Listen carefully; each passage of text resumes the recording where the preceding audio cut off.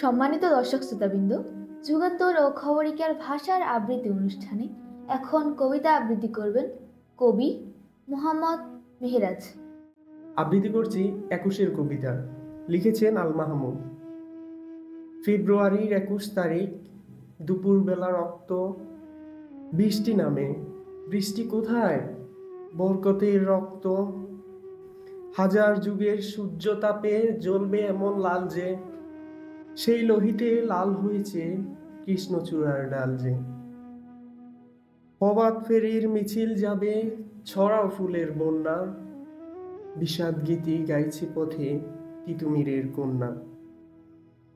চিনতে নাকি সোনার ছেলে, ক্ষুদিরামকে চিনতে? রুদ্ধশ্বাসে প্রাণ দিল যে মুক্ত বাতাস কিনতে। পাহাড়তলির মরণ চূড়ায় ঝাঁপ দিল যে অগ্নি। ফেব্রুয়ারির শোকের বসন পড়ল তার ওই ভগ্নি।